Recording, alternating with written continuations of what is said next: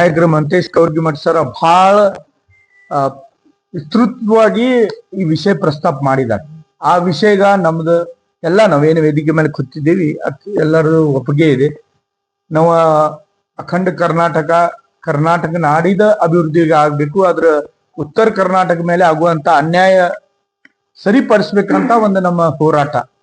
ಅದಕ್ಕೆ ಮೊದ್ಲು ನಮ್ಮ ಉಮೇಶ್ ಕತ್ತಿ ಸಾಹೇಬರು ಕೂಡ ಇದ್ರ ಬಗ್ಗೆ ಮಾತಾಡಿದ್ರು. ಅವ್ರಂತ ಪ್ರತ್ಯೇಕ ರಾಜ್ಯ ಮಾಡ್ರಿ ಅಂತ ಇಲ್ಲಿವರೆಗೂ ಅವ್ರ ಹೋರಾಟ ಇತ್ತು. ಇದ್ರ ಅರ್ಥ ಯಾರು ಭಾಷೆಗೆ ಜೋಡಿಸಬಾರ್ದಂತ ನನ್ನ ಕೈ ಮುಗಿದು ವಿನಂತಿ. ಇಲ್ಲ ನಾವೀಗ ಕೆಲವು ಮಂದಿನ ನಾವು ಕನ್ನಡ ವಿರೋಧಿ ಇದೀವಂತ, ಉತ್ತರ ಕರ್ನಾಟಕ ಬೇರೆ, ಆ ತರ ನಮ್ದು ಭಾವನೆ ಇಲ್ಲ. ಈ ಭಾರತ ದೇಶದಲ್ಲಿ ಒಂದು ನಾವು ಉದಾಹರಣೆ ಕೊಡ್ತೇನೆ. ಆಂಧ್ರ ಪ್ರದೇಶದಿಂದ ತೆಲಂಗಾಣ ಮಾಡಿದ್ದಾರೆ, ಬಿಹಾರದಲ್ಲಿ ರಾಜ್ಯಗಳು ಬೇರೆ ಬೇರೆ ಆಗಿದಾವೆ. ನಮ್ಮ ಮಾಜಿ ಪ್ರಧಾನಿ ಅಟಲ್ ಬಿಹಾರಿ ವಾಜಪೇಯಿ ಸರ್ ಇದ್ದಾಗ ಒಂದು ಮಾತು ಹೇಳಿದ್ರು, ಸಣ್ಣ ಸಣ್ಣ ರಾಜ್ಯ ಮಾಡಿ ಅಡ್ಮಿನಿಸ್ಟ್ರೇಷನ್ ಒಳ್ಳೇದಾಗ್ತಿತ್ತಂತ. ಆ ಒಂದು ಭಾವನೆಯಿಂದ ಕೆಲವೊಂದು ರಾಜ್ಯಗಳು ಆಗಿದಾವೆ. ಇಲ್ಲಿನೂ ನಾವು ಈಗೇನು ಕವರ್ಗಿಮಠ್ ಸರ್ ಪ್ರಸ್ತಾಪ ಮಾಡಿದಾರ, ಈಗೆಲ್ಲ ಸರಿ ಆದ್ರೆ ಆ ಹೋರಾಟದ ಪ್ರಶ್ನೆ ಬರೋದಿಲ್ಲ, ಆ ತರ ಬೇಡಿಕೆನೂ ಕೇಳುವಂತ ಪ್ರಶ್ನೆ ಬರೋದಿಲ್ಲ. ಯಾಳಕ್ ಅನ್ಯಾಯ ಆಗ್ತೈತಿ, ಯಾಳಕ್ ನಮ್ಮ ಹೋರಾಟಕ್ಕೆ ಬೆಲೆ ಕೊಡಂಗಿಲ್ಲ, ನಮ್ಮ ಬೇಡಿಕೆ ಕೇಳೋದಿಲ್ಲ ಯಾವ್ದು ಸರ್ಕಾರ ಇರ್ಲಿ, ಆ ಭಾಗ ಜನ ಒಕ್ಕಟ್ಟಾಗಿ ಹೋರಾಟಗ ಬೀದಿಗೆ ಇಳಿತಾರೆ. ಆಳಿಗೆ ನಮ್ದು ಜಾತಿ ಇರೋದಿಲ್ಲ, ನಮ್ದು ಭಾಷೆ ಇರೋದಿಲ್ಲ, ನಮ್ದು ಪಕ್ಷನೂ ಇರೋದಿಲ್ಲ. ನಮ್ಮ ಭಾಗದ ಜನರಿಗೆ ಅನ್ಯಾಯ ಆಗ್ಬಾರ್ದಂತ ಒಂದು ಭಾವನೆಯಿಂದ ಹೋರಾಟಗೂ ಎಲ್ಲರೂ ಇಳಿಬಹುದು.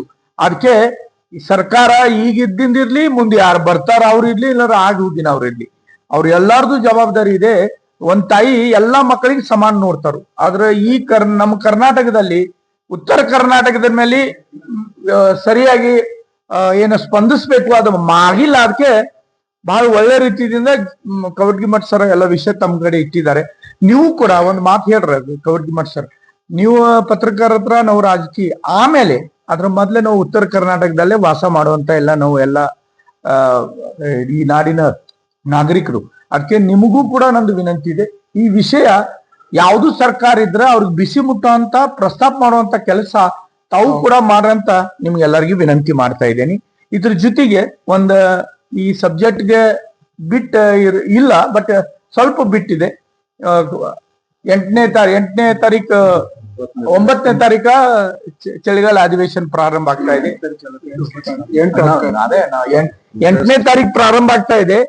ನಾವು ಉತ್ತರ ಕರ್ನಾಟಕ